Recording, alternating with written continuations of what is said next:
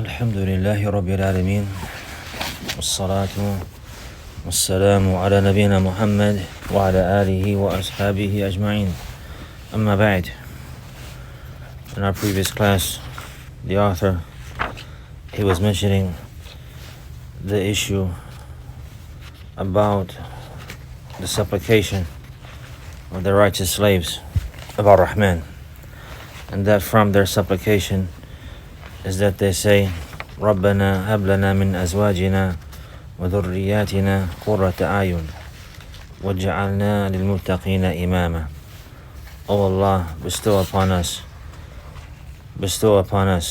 meaning as a favor and a grace from you, from our wives and from our children, that which will be the delight of our eyes.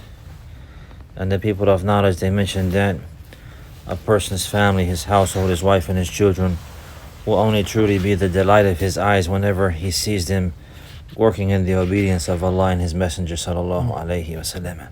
That this is something that will soothe the soul and the heart of a believer and delight his eye in a great manner.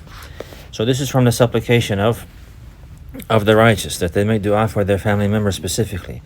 And this is what is intended from that. And they say, وَجَعَلْنَا لِلْمُتَّقِينَ إِمَامًا. And this was the shahid for the author. And they say, and O our Lord, make us for the righteous leaders. Make us leaders for the righteous.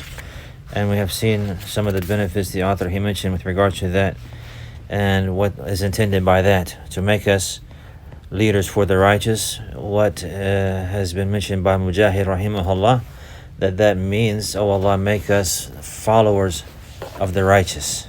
Make us followers of the righteous. And that's because a person, he will not be a leader for the righteous after him until first he's a follower of the righteous. So to ask Allah to make one from the leaders of the righteous, meaning to make one from those who follow the righteous before him. So therefore he will be a guide and a role model for those with him and those after him. And likewise the fact that Allah, He mentioned in their supplication, make us for the righteous imaman, and used the singular form to indicate that they are all on the same path, and that path is their guide, and that's what unites them, and they're on the same way. So all of this is also a clarification of the author for the brother Ala-ad-Din, what it means to be blessed wherever you may be.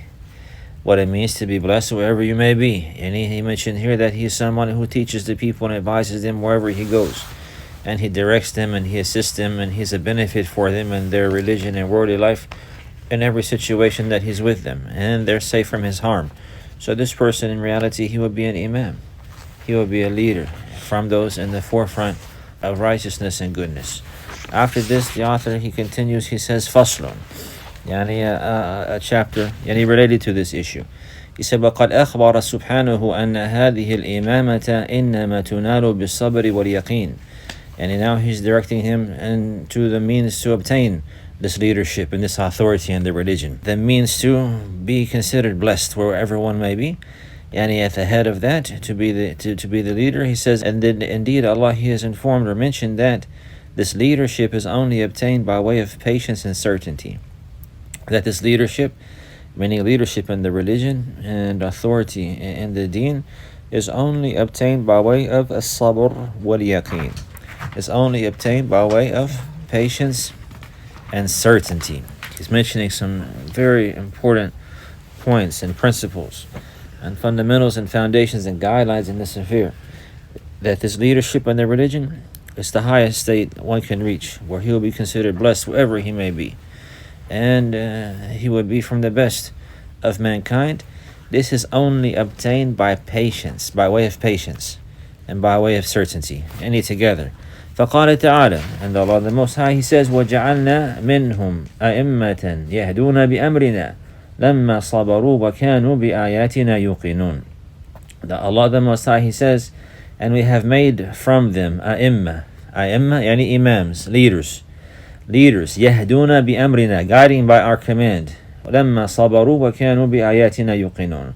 That we have made from amongst them leaders, guiding by our command, whenever they were patient and they had certainty in our signs, in our verses. They had certainty in our signs. So the author, he says, rahimahullah, فَبِالصَّبْرِ وَالْيَقِينِ تُنَالُ الْإِمَامَةُ فِي الدِّينِ تُنَالُ الْإِمَامَةُ فِي الدِّينِ. So it is by way of patience and certainty that leadership and authority in the religion is obtained. That leadership and authority in the religion is obtained. He says, فَقِيلَ بِالصَّبْرِ عَنِ الدُّنْيَا وَقِيلَ بِالصَّبْرِ عَنِ الْبَلَى وَقِيلَ بِالصَّبْرِ عَنِ الْمَنَاهِ. So he says it's been mentioned, and what is intended here by way of patience, he said it's mentioned here that by way of patience, any from the worldly life. Patience any in dealing with the dunya. Others have said patience in dealing with calamities and hardship or trials. And others they said in patience, by way of patience, yani in avoiding and staying away from that which is prohibited.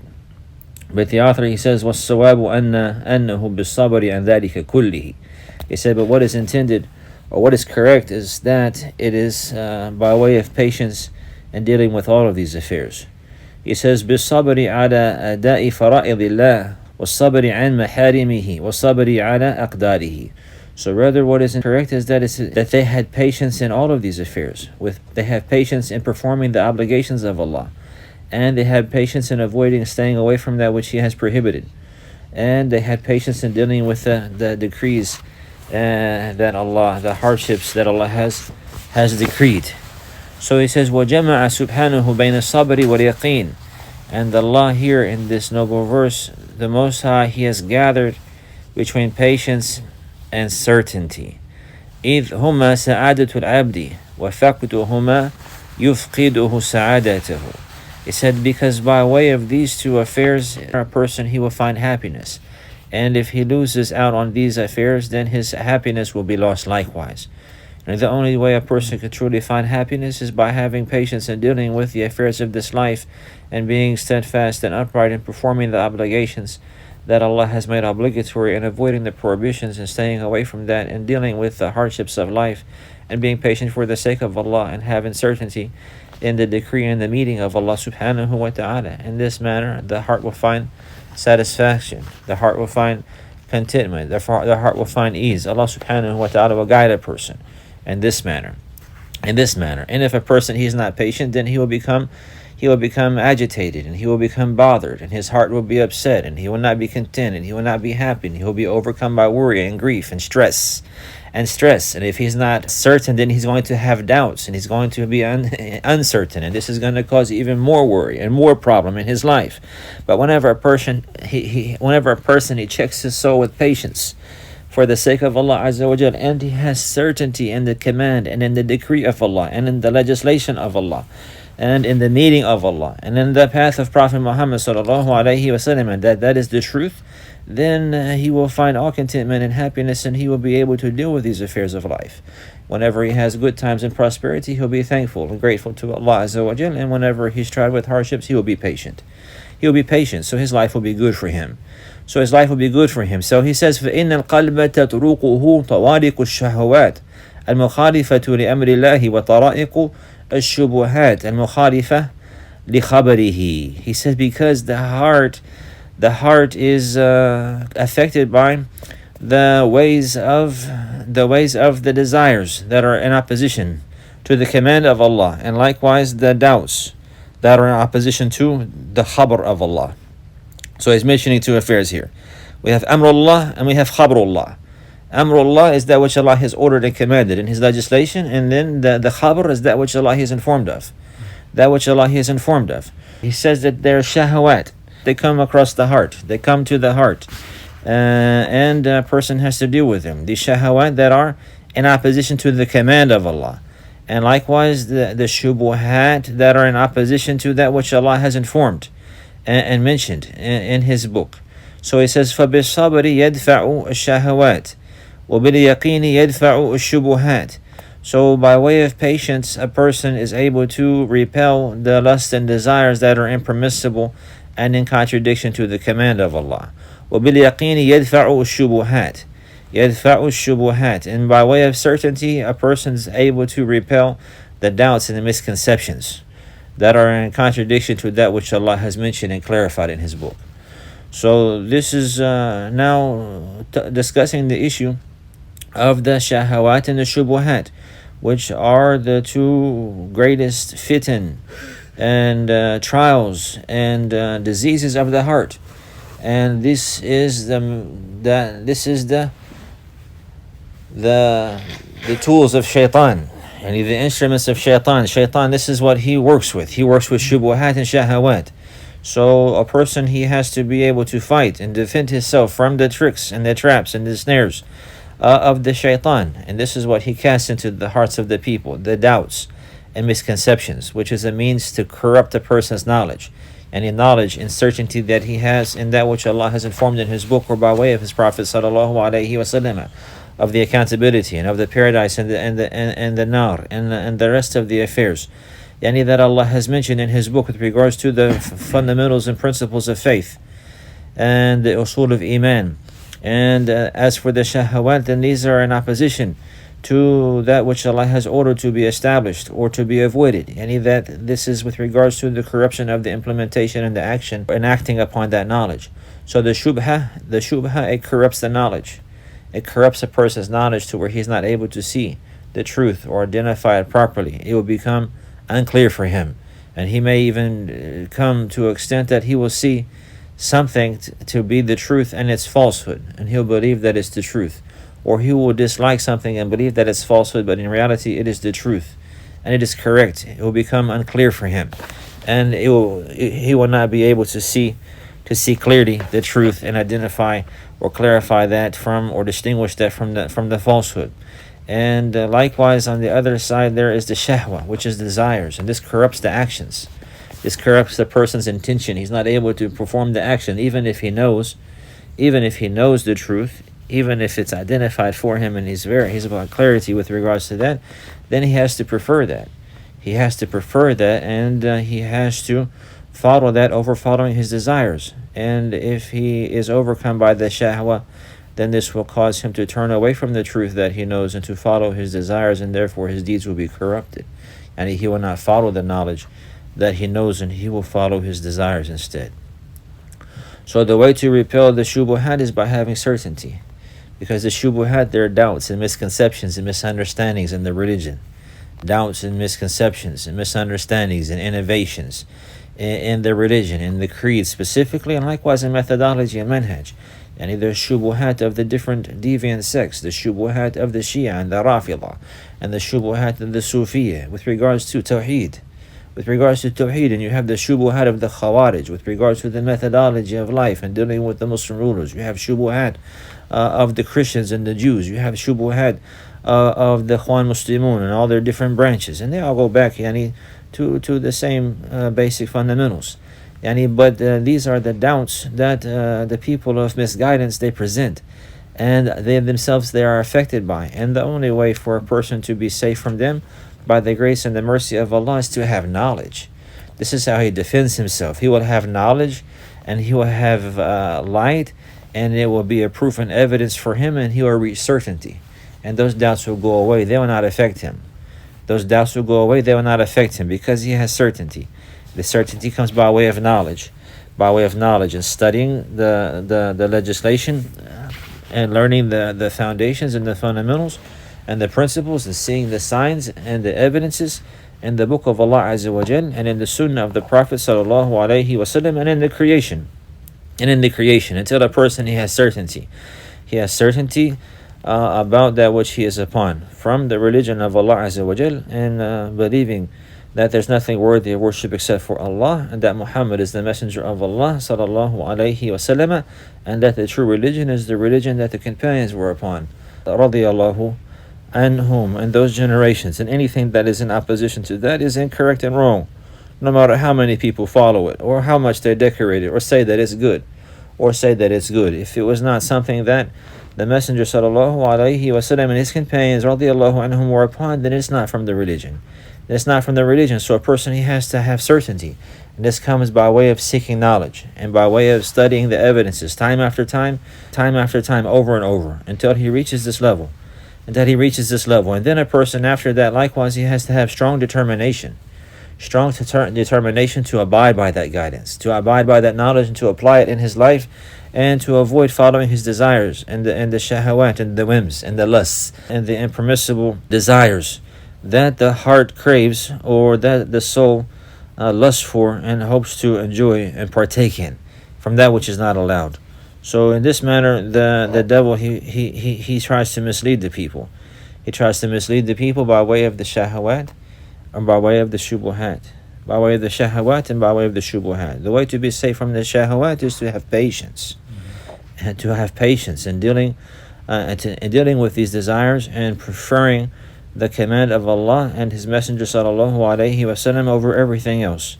And the way to deal with the doubts is by having certain knowledge. So he says, فَإِنَّ الشَّهْوَةَ وَالشُّبْهَةَ مُتَضَادَّتَانِ لِلدِّينِ مِنْ كُلِّ وَجْهٍ فَلَا يَنْجُو مِنْ عَذَابِ اللَّهِ إِلَّا مَنْ دَفَعَ شَهَوَاتِهِ بِالصَّبْرِ وَشُبُهَاتِهِ بِالْيَقِينِ. So he says the shahwa and the shubha, the impermissible lust and the doubts and misconceptions in the religions, they are in contradiction or contrary entirely to the religion in it from every aspect. And contrary, because the religion has come with guidance, which is certain knowledge, revelation from the Lord of the worlds. And the shahwa is contrary, yani the hawa, which is contrary to the guidance, likewise. And the guidance is abiding by that which Allah subhanahu wa ta'ala has revealed. So he says these two affairs, they're in contradiction or opposite entirely to the religion in entirety from every aspect. And a person, he will never be safe from the punishment of Allah except by repelling the desires by way of patience and repelling the doubts and misconceptions by way of certainty. ولهذا أخبر سبحانه عن حبوط أعمال أهل الشهوات والشبهات. And because of this, Allah, He has informed that the people who follow their desires and the people who fall into these doubts and misconceptions, that their actions will be invalidated or rendered void. فقال تعالى كالذين من قبلكم كانوا أشد منكم قوة وأكثر أموالا وأولادا فاستمتعتم بخلاقكم كما استمتع الذين من قبلكم بخلاقهم وخضتم كالذي خاضوا.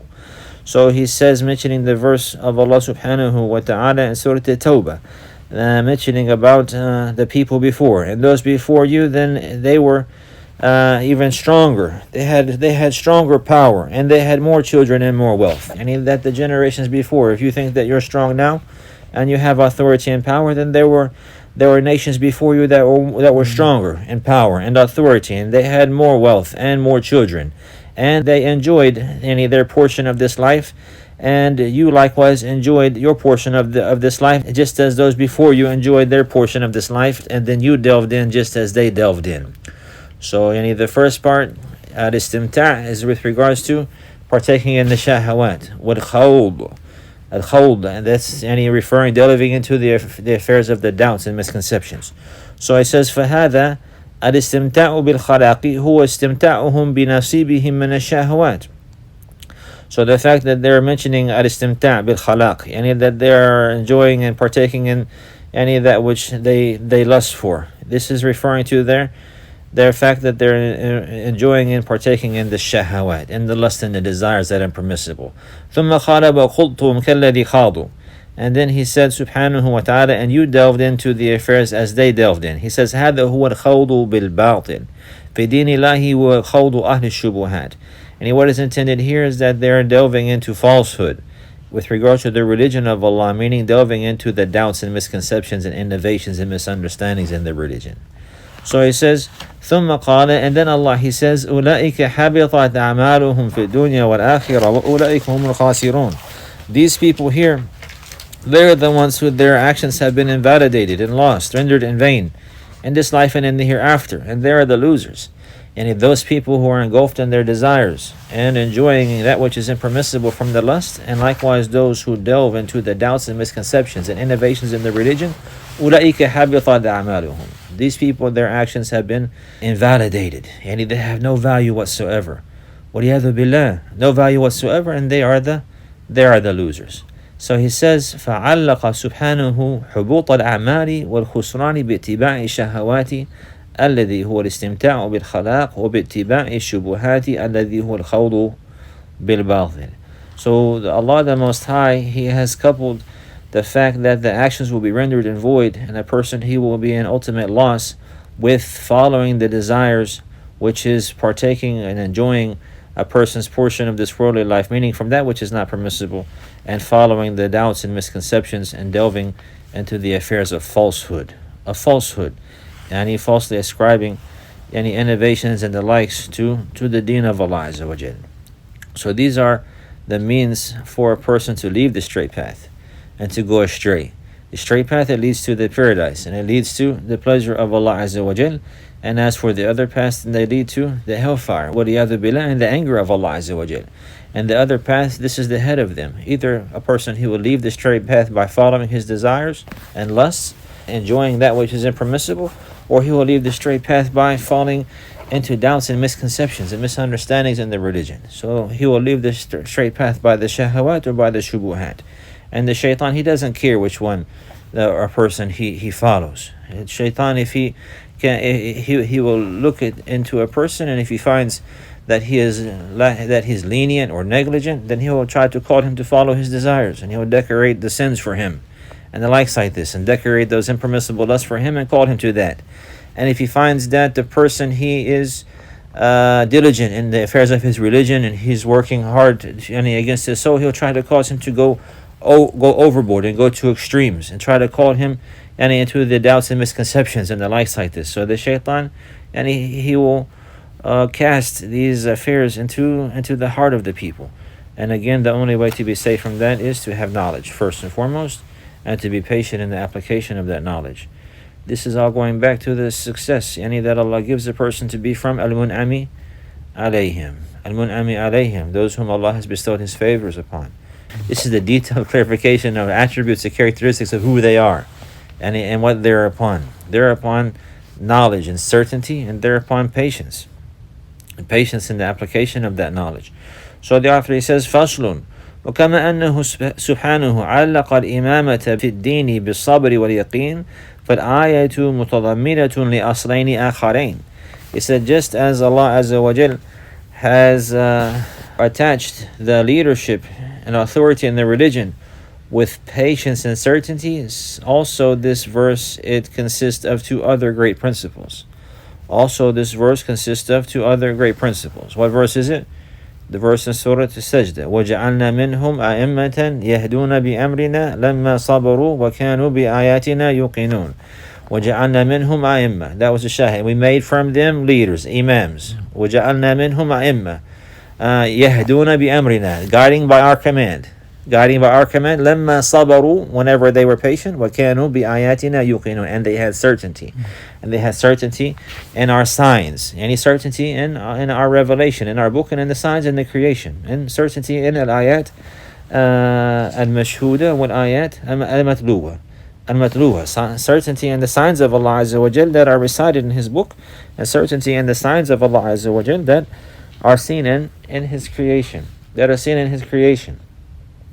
So the patience and the certainty is derived from here. You seen that? Allah, He made them imams. When? لَمَّا صَبَرُوا, whenever they were patient. وَكَانُوا بِآيَاتِنَا يُوقِنُونَ, and they had certainty in our signs. So it's by way of these two affairs, a person, he'll become an imam and the leader. He'll become a leader in the religion by being patient in the obedience of Allah Azza wa Jal, and dealing with the trials of this life, and having certainty. So in reality, the certainty, it will bring a person in this manner. If he truly certain, it's going to be a means for him to be patient and to be firm and steadfast, and to not be falling left and right, rather to go straight. His certainty will be a means to keep him firm. So he says, along with that, there's two more principles in the same verse. He says, أحدهما الدعوة إلى الله وهداية خلقه والثاني هدايتهم بما أمر به على لسان رسوله لا بمقتضى عقولهم وآرائهم وسياساتهم وأذواقهم وتقليد أسلافهم بغير برهان من الله. So he says in this verse also there are two more great principles as well, and also any clarification of those people and how they obtain that leadership and authority in the religion. The first one is that they call to Allah. The first one is that they call to Allah, and they guide the people. They call to Allah and they guide the people. They call to Allah, not to themselves. And they guide the people. And they guide the people. He says, and the second one is that they guide them by the command of Allah. It's not just guiding the people when the people are not following them, taking them as leaders, based upon innovations or falsehood or desires and whims. Rather, yes, they call to Allah and they guide the people, and they guide the people by the command of Allah. With the command of Allah, that which is mentioned on the tongue of His Messenger sallallahu alaihi wasallam, not by that which their intellects necessitate or call them to, or their opinions, or their politics, or what they like, or by blind following their forefathers without any proof or evidence from Allah. So these other two principles, number one is that they call to Allah and their means to guide others. And what do they guide others by way of? Their desires, their whims, their customs, their cultures. La, they guide others by the command of Allah, by that which was revealed to Prophet Muhammad sallallahu alaihi wasallam. In this manner, a person he will truly be an imam. In this manner, a person he will truly be an imam in the religion. He says, لأنه قال يهدون بأمرنا, because Allah, He says, يهدون بأمرنا, guiding by our command, guiding by our command. So He says, فهذه أربعة أصول تضمنتها هذه الآية. So these are four principles that this verse consists of. These are four principles that this verse consists of. أحدها الصبر وهو حبس النفس عن محارم الله وحبسها على فرائضه وحبسها عن التسخط والشكاية لأقداره. So he says the first one is patience. These are four principles that is mentioned in this verse. That this verse consists of or contains. He says the first one is patience, and that is that a person he will hold himself. He will have control of his soul, and avoiding and staying away from that which Allah has declared to be haram and impermissible. And likewise, he will hold his soul, and meaning he will take control of himself and make himself remain steadfast upon performing the obligations.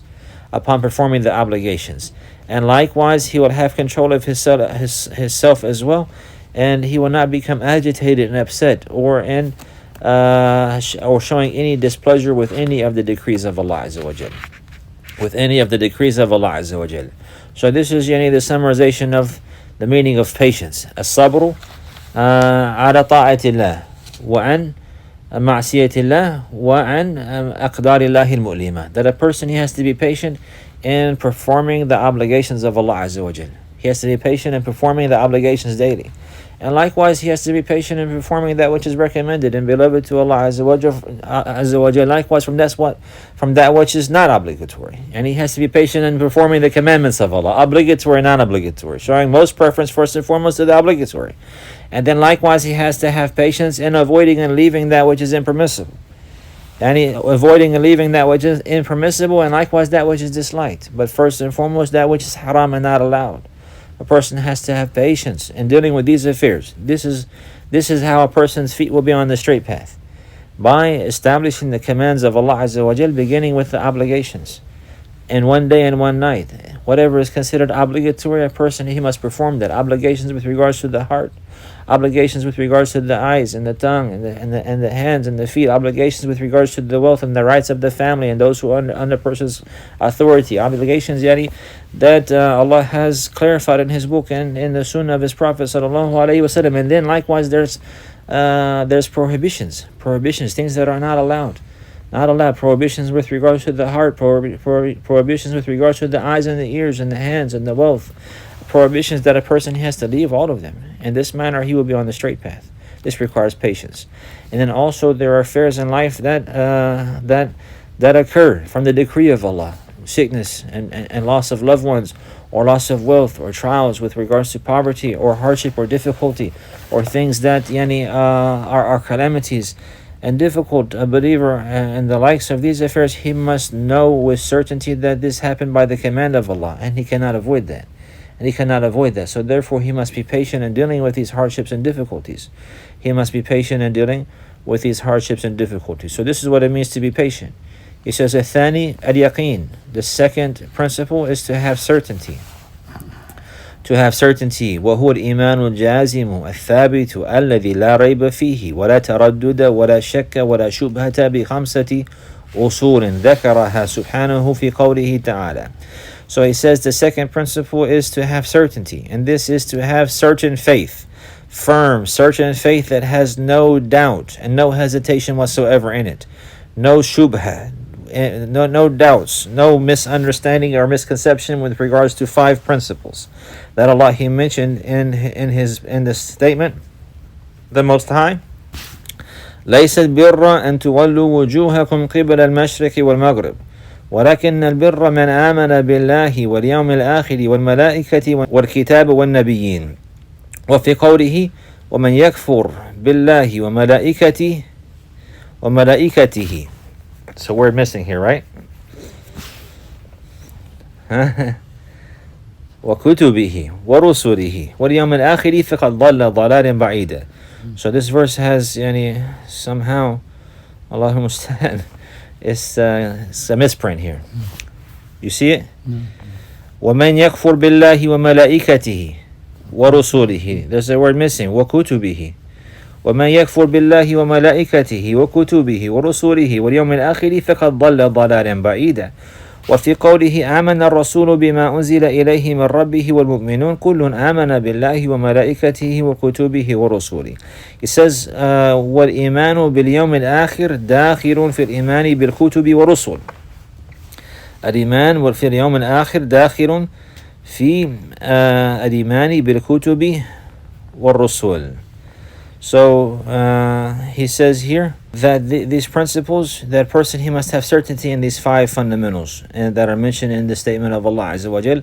It is not from piety, from righteousness that you turn your face to the east or to the west, but it's from piety that you believe in Allah and the last day and in the angels and in the books and in the prophets. So he's talking about these affairs here, these 5 principles here.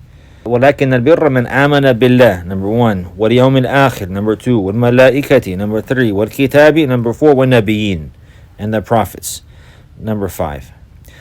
وَمَا يَكْفُرْ بِاللَّهِ وَمَلَائِكَتِهِ وَكُتُبِهِ. So write that there, in your book. Make a mark there. وَكُتُبِهِ is supposed to be right there. وَكُتُبِهِ وَرُسُولِهِ وَالْيَوْمِ الْآخِرِ فَقَدْ ضَلَّ ضَلَالًا بَعِيدًا. So whoever disbelieves in Allah and in His angels and in His books and in His messengers and in the last day, that's the 5 principles he's talking about, then indeed he has went far astray. Then indeed he has went far astray. And in the statement of Allah, the Messenger sallallahu alaihi wasallam believes in that which was revealed to him from his Lord, and so do the believers. All of them, they believe in Allah, and they believe in His angels, and they believe in His books, and they believe in His messengers. So there's 4 mentioned here.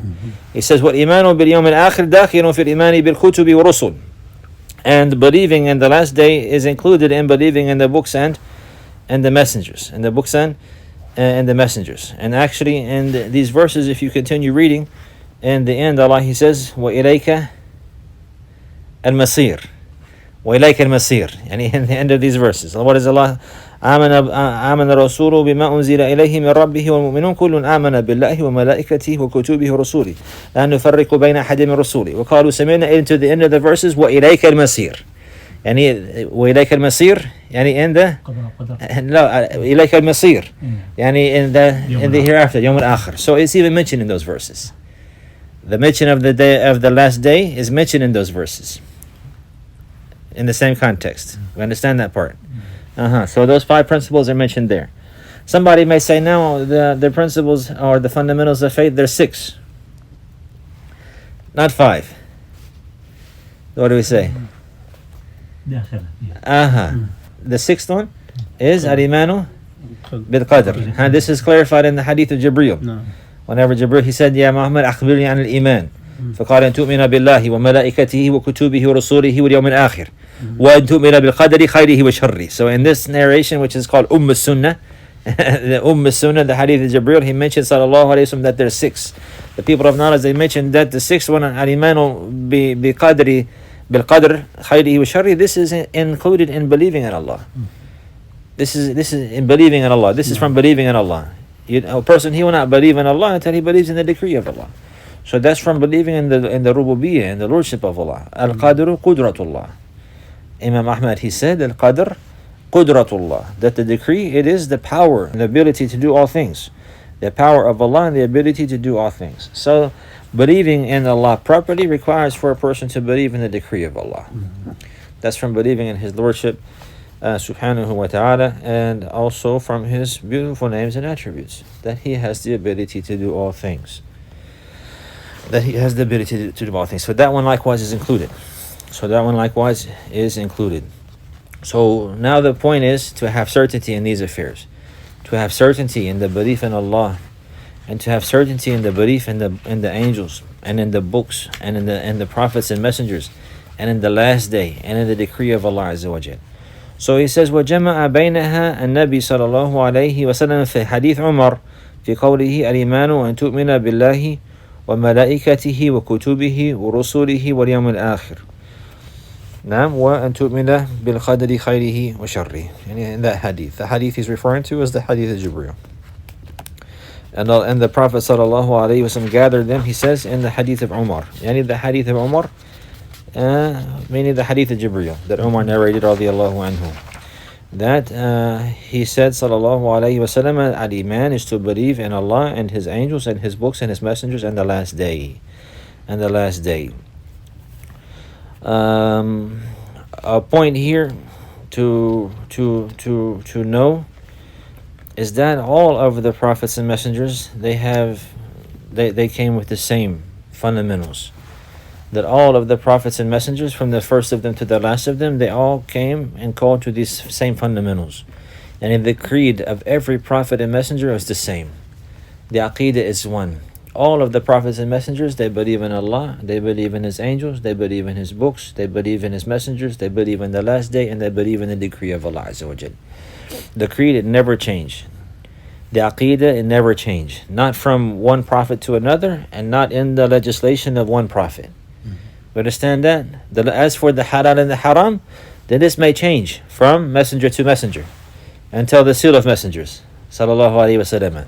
So something that was halal in the legislation of Musa, maybe, or haram in the legislation of Musa, some of that became halal in the legislation of Isa.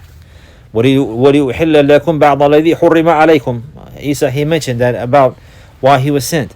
So, and then some things that were made impermissible in those previous legislations, maybe they're allowed in the legislation of Muhammad sallallahu alaihi wasallam, or opposite. So, the halal and the haram and the sharia, or the path, some of those details might change from prophet to prophet and from nation to nation, according to the wisdom of Allah and the circumstance and situations of the people. We understand that? وَلِكُلٍّ جَعَلْنَا مِنْكُمْ شِرْعَةً وَمِنْهَاجًا. But as for the creed, it never changes. Even inside the legislation of one prophet, maybe one thing will change. For example, in the beginning of Islam, some things, the legislation was coming little by little. So there were some things that were allowed, and then they became permissible, or something that was haram, and then they became permissible. And in the legislation only of one prophet, Prophet Muhammad sallallahu alaihi wasallam, for example, there's nisq, there's abrogation. So in the beginning, it was allowed to drink alcohol. Then it's not allowed. In the beginning, it's not allowed to visit the graves. Then it's allowed. like this. In the beginning, there are certain things that you could, certain utensils, vessels that they couldn't use. And then after the iman became firm and they learned about any intoxicants, now then they could use them. Meaning that there were some things that were haram in the beginning, then they were made permissible. And there were some things that were permissible in the beginning, then they're made haram. And the legislation of Prophet Muhammad sallallahu alaihi wasallam. So this is with regards to the sharia, the halal and the haram. As for the aqidah, there's no abrogation. It never changes. Not from one prophet to the other, and not inside the law of one prophet.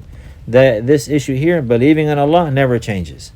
It's one. Believing in His Lordship, believing in His beautiful names and attributes, and believing that He has the attributes of perfection, and He is the one who is divine and has the right to be worshipped alone. Believing in the angels, believing in the books and the revelation, believing in the prophets and messengers, all of this is found in the creed of all of the prophets and messengers. They all call to the same thing.